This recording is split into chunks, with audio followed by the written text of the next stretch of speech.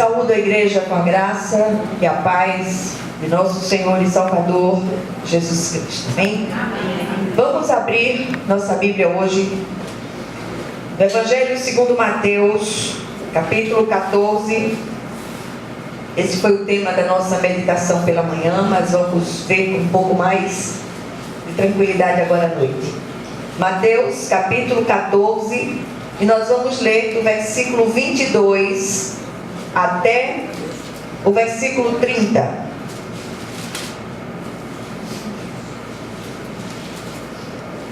Mateus 14, de 22 a 30.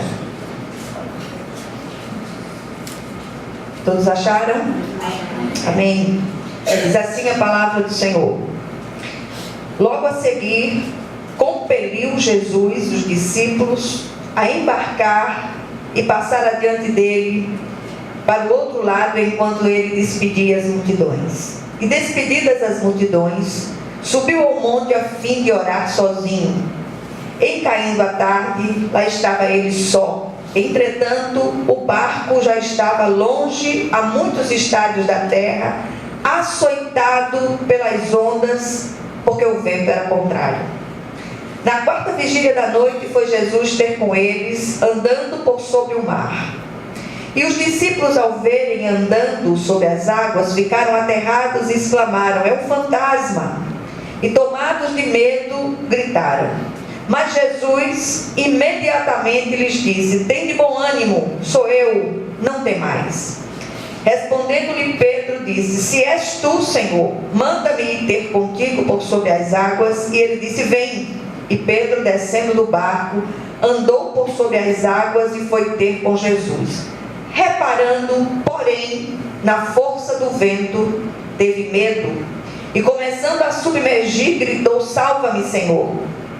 E prontamente Jesus, estendendo a mão, tomou-o e lhe disse: homem de pequena fé, por que duvidaste? Vamos ler até o 33. Subindo ambos para o barco, cessou o vento, e os que estavam no barco adoraram, dizendo: verdadeiramente és Filho de Deus. Amém. Vamos orar.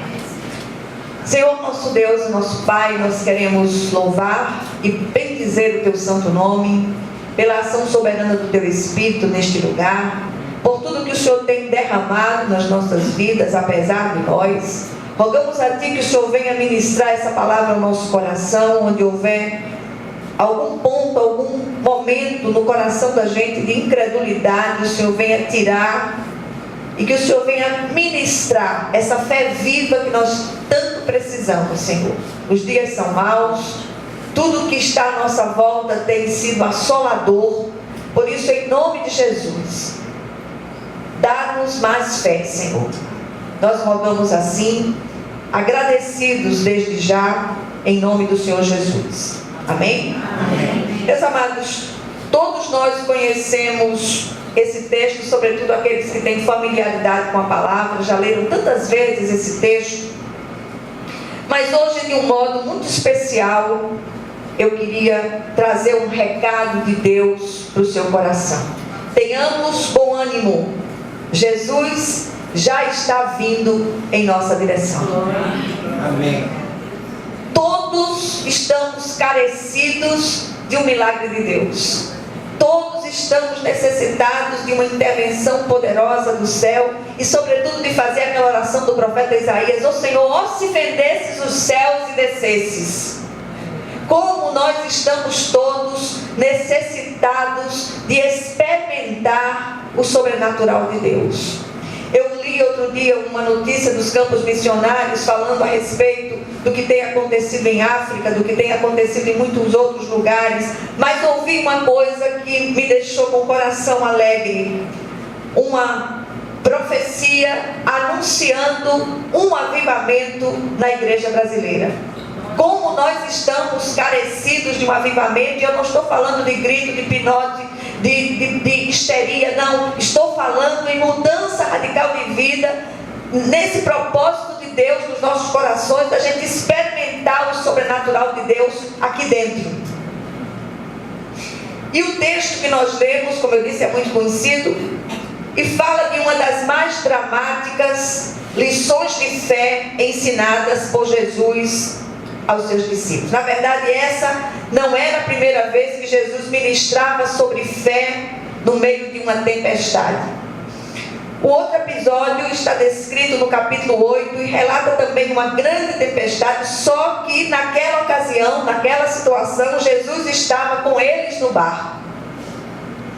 E é interessante que todos os acontecimentos bíblicos, tanto no Velho como no Novo Testamento, embora eles tenham sido literais, as coisas tenham acontecido de verdade, eles prefiguravam, eles anunciavam algo que estava por vir. Então, a primeira experiência tipifica os dias de Jesus na terra, antes de sua crucificação e de sua ressurreição.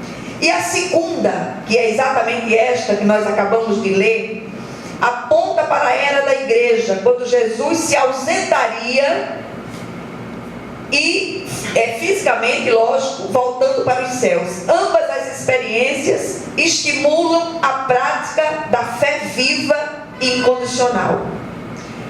O autor de Hebreus diz que a fé é a certeza, é a firme convicção de fatos que ainda não são vistos. Eu acho muito interessante essa explicação do autor de Hebreus, porque se há um fato, já aconteceu, já é real.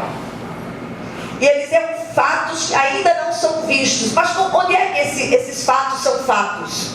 No reino espiritual. Já é uma realidade espiritual. E nós precisamos desenvolver essa visão espiritual para enxergar esses fatos do ponto de vista sobrenatural. E quando eu leio um texto como este, é inevitável uma pergunta. Se havia tempestades nos dias de Jesus na terra, imagine hoje. Misericórdia de nós. A igreja contemporânea, a igreja brasileira sobretudo, precisa parar de brincar de ser crentes. Nós precisamos encarar a fé de uma forma real. Nós precisamos ser instrumentos de Deus para quantos ainda não conhecem a palavra viva do Senhor. Nós precisamos ser canais da multiforme graça de Deus. E nunca foi tão oportuno pregarmos com a vida. As pessoas estão cansadas de palavras vazias de conteúdo. E é preciso que haja uma sintonia entre fé e prática. E aí a gente para e começa a meditar naquilo que nós acabamos de ler. Quando encontramos na Bíblia referências a tempestades, mares, muitas águas, embora essas referências, eu repito, sejam literais, invariavelmente são metáforas, são ilustrações para falar de tribulações e dos reveses da vida. Nunca se viu tantos reveses na vida dos crentes como nos nossos dias. E o mais surpreendente nessa sofisticada pedagogia de Jesus é que ele não dá aula teórica. Vocês ouviram isso? Ele já coloca seus discípulos em situações práticas para que aprendam vivenciando. Nada melhor do que a prática para que a gente aprenda. Foi assim no passado, é assim hoje. Cabe a nós nos tornarmos alunos ensináveis, diligentes para assimilar a metodologia de ensino de Jesus e não sermos reprovados. Tem muito crente repetindo de ano. Crentes que já poderiam ser mestres, já poderiam estar ensinando, mas ainda continuam no jardim da infância da fé. Isso é trágico sob todos os aspectos. Eu estava sentada ali me lembrando do grupo que saiu para Tamandaré, do grupo que tem saído, Betel tem saído para fora dos muros, e a gente tem visto a glória de Deus nas situações. Eu tenho dito, olha, não prega a igreja, prega Jesus. Fala sobre o Cristo. Conduz aquela pessoa que recebeu Jesus para a igreja mais próxima da casa dela e, sobretudo, a igreja mais próxima da Bíblia dela. Porque tem muita igreja com discurso distante da Bíblia Sagrada. Dentro da igreja, a única estrela é o Cristo. E é interessante que as pessoas procuram atrativos para irem à igreja. O atrativo é a palavra, é o Cristo. Esse Cristo vivo que está conosco, que anda conosco, que está nas nossas encrencas, que entra nas nossas encrencas para nos socorrer. É aquele que entra no nosso cotidiano, no nosso dia a dia. E é muito mais fácil você entender que cristianismo não é religiosidade exterior. Cristianismo é relacionamento íntimo com Cristo vivo, andando com você todos os dias. E não há um só lugar onde você possa se esconder da face do Senhor. Aí a gente começa a olhar aqui a experiência daqueles discípulos, especialmente de Pedro, sempre mais ousado, está registrada na Bíblia para nos estimular a atravessar vitoriosamente as nossas próprias tempestades, renunciando os poréns. É muito interessante porque quando às vezes a gente vai visitar uma pessoa que está passando por um momento difícil, aí ela diz assim: não, pastor, eu creio, mas não tem mais. Onde existe fé, não existe porém. Ou você crê ou você não crê. E aí a gente para e pergunta: o que significa a palavra porém? Aí, os professores de português que me corrijam. É uma conjunção adversativa. O dicionário diz que inicia ou encerra uma oração ou um período cujo teor indica uma oposição ou restringe o que foi proferido anteriormente. Olha que coisa interessante. Por que então insistimos em usá-la exatamente quando se trata de fé? Onde há fé, não pode haver porém. O porém estraga. Aquele que duvida, não pense que receberá nada da parte de Deus. É um homem de ânimo dobre, que se refere Tiago na sua epístola. Há um pensamento atribuído ao grande pregador chamado Charles Spurgeon, que diz o seguinte: a fé é a razão repousando em Deus. Vocês ouviram isso? Amém. A fé é a razão repousando em Deus. E aqui é um convite explícito: repousemos a nossa razão em Deus. A fé não tem explicação. A fé é uma certeza.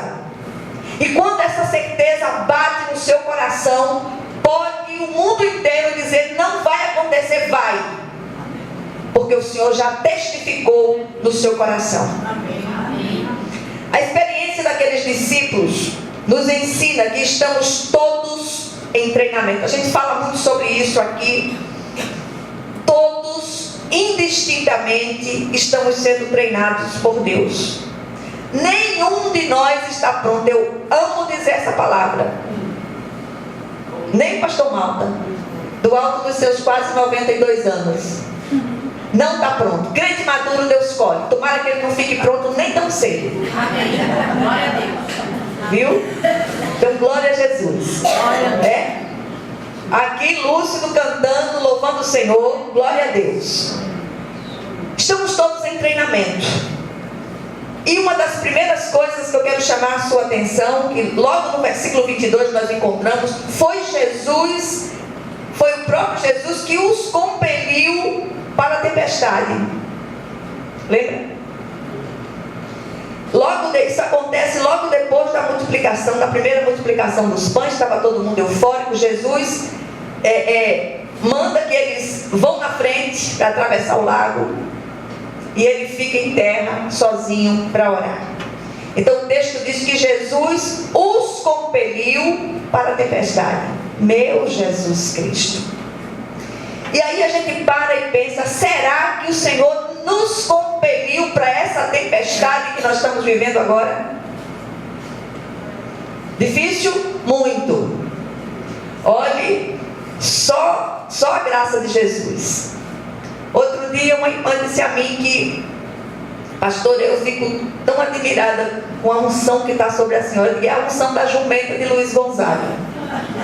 Porque a jumenta de Luiz Gonzaga é paulada nas costas, paulada nas pernas, a gente se abaixa, misericórdia, é tanta coisa que Tem dias que eu digo, Jesus, como é que eu vou conseguir? Consigo pela fé no Filho de Deus, né? Não tem sido fácil ou fáceis os últimos tempos para nenhum de nós, mas eu posso falar por mim. Misericórdia. Tem uma foto do meu neto que tiraram numa das saídas dele, que está ele olhando pela brecha de uma cadeira, só tem os olhos de fora. Sou eu. Às vezes eu fico olhando assim, Jesus, socorro. Tem horas que não tem o que você dizer na sua oração. Você só diz, socorro, Jesus, vem cá, papai. Acode, porque eu não tenho o que fazer. E se o Senhor me colocou nessa tempestade, eu tenho certeza que Ele vai segurar a minha mão, Ele vai me tirar dessa situação, Ele vai tirar você dessa situação, em nome de Jesus. A segunda coisa, nós vemos aqui Jesus se retirando para orar sozinho, e certamente, dentro daquele treinamento, Jesus estava intercedendo por eles, e também intercede por nós, porque Ele é o nosso intercessor por excelência. Vamos conseguir, vamos atravessar, vamos chegar ao nosso destino. Jesus é tanto o caminho, quanto o guia da jornada, quanto o destino eterno. E nós chegaremos em segurança para a glória de Deus. Em terceiro lugar, assim como Jesus acudiu os discípulos, especialmente Pedro, Ele nos acode também.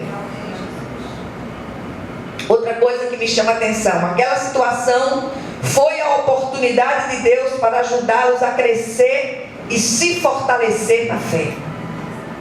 E às vezes eu fico imaginando a cena, que eu tenho muito isso. Às vezes eu fico pensando, meu Deus, eu morro de medo de muita água. Não é que eu não gosto de banho não, porque eu gosto. Eu sou pobre, mas sou limpinha. Mas quando eu vejo muitas águas assim, primeiro eu não sei nadar. Começa por aí, né? A minha modalidade de natação é tijolo. Eu entrei na água, eu afundo. Mas eu fico pensando, Jesus deixa para vir na hora mais dramática. Na hora mais dramática. Era por volta de 3 horas da manhã. O texto não diz que era noite de lua, né? Eu acho que, como as coisas são tão bem explicadinhas aqui, eu acho que não tinha lua. E Jesus vai vindo sobre as águas. Rapaz, pense no medo, né? E Ele vinha sobre as águas. Aquilo que a gente pensa que vai nos destruir, aquilo que a gente pensa que é um grande mal-assombro, pode ser exatamente a saída para a nossa situação. Então, confiemos no Senhor. Em quinto lugar, o Senhor ajudou os discípulos até o fim e fará assim conosco. Aí eu queria tirar algumas lições aqui, pelo menos 4 lições do texto, para nossa meditação. Primeira lição: seguir a Cristo nem sempre significa navegar em águas tranquilas. As tempestades têm seu papel na sofisticada pedagogia de Deus, e ao contrário do que muitos pensam, elas são ideia de Deus, não do adversário. Os porém sim, os porém são ideia do adversário para que a gente perca a nossa bênção. Portanto, cuidado com os poréns. Sempre que você estiver numa demanda, num pleito, firme a sua fé no Cristo, firme a sua fé na rocha eterna que é Jesus. Segundo lugar, as tempestades vêm para nos corrigir ou para nos aperfeiçoar. Cabe a nós nos deixar ministrar por elas. Muitas vezes, o centro da vontade de Deus é o meio de uma tempestade. E essa tempestade pode vir na forma de uma tribulação, de uma perseguição, de uma enfermidade, de uma aflição, de uma perda, ou provações de maneira geral. E Ele mesmo nos impele para lá. Quem sabe se não é isto que está acontecendo com você agora? Que tal perguntar ao Senhor: o que o Senhor deseja me ensinar no meio dessa tempestade. O que o Senhor deseja me ensinar no meio dessa agonia que eu estou vivendo, no meio dessa perda, no meio dessa aflição tão grande que eu estou passando agora. Certamente o Senhor é um Deus de revelação. Em terceiro lugar, clamemos por Jesus antes de submergirmos em nossas tempestades, e Ele certamente virá em nosso socorro. Não podemos esquecer que as tempestades são apenas caminhos que nos levam para mais perto do Cristo. E nós precisamos a cada dia estreitar esse relacionamento de um jeito. Você vai conversando com Jesus no caminho, vai andando pelo caminho, sentado em casa, em todos os lugares a gente vai conversando com você. Deixa o povo pensar que a gente endoideceu. E a gente vai andando e conversando com Jesus e orando. E senta aqui, Jesus, eu me deito na minha rede. E deita aqui, Jesus. Eu não chamo o Senhor para deitar aqui dentro porque fica apertado. Mas o Senhor puxa uma cadeira para Jesus se sentar. Eu digo, venha, escute a minha aflição. Eu saio dirigindo, digo, senta aqui, Jesus. Às vezes o sujeito dá uma cortada em mim, eu fico meio brava, desculpa, Jesus, eu fui sem querer. Mas isso acontece, tá certo? Em quarto lugar, se as tempestades da vida, presta atenção aqui, nos fazem orar mais, buscar mais o Senhor, elas fazem mais bem do que mal. Alguém já disse que muitas vezes as bênçãos do Senhor vêm estilhaçando vidraças, ou parecendo talvez um grande mal-assombro, como no caso daqueles discípulos. São acontecimentos que chegam com barulho assombroso para mudar a nossa realidade. São bênçãos de Deus disfarçadas para nos sacudir e para nos tirar da estagnação. O Senhor quer tirar você dessa estagnação. Não é tempo mais de improdutividade na obra de Deus. O Senhor está chamando a quantos têm ouvidos para ouvir, para colocar a mão no arado de Deus. E muitas vezes o colocar a mão no arado de Deus é dar de comer um faminto, é acudir alguém que está sedento, é emprestar os ouvidos para alguém que precisa desabafar. E não é simplesmente aquela oportunidade de você abrir a boca numa verborragia sem parar, lançando versículos na cara do outro, sem que aqueles versículos gerem vida. Esses versículos precisam gerar vida. Ou você faz isso, ou a palavra que você prega não vale nada. Finalmente, aprendamos a discernir aquilo que o Senhor tem para nós no meio da tempestade que nós estamos passando. Tenhamos bom ânimo. Jesus está vindo na nossa direção. Creiamos nisso de todo o coração, em nome de Jesus, e que o Senhor, Ele aplique essa porção da palavra ao seu coração. Volte ao texto, leia outra vez, deixe que o Espírito continue ministrando ao seu coração, e eu tenho certeza que Ele falará muito mais do que essa jumentinha aqui, que diz que o Senhor usa até as pedras do caminho e a jumenta. Pois usa essa jumenta. Então que o Senhor possa falar ao seu coração de um modo especial em nome de Jesus. Amém?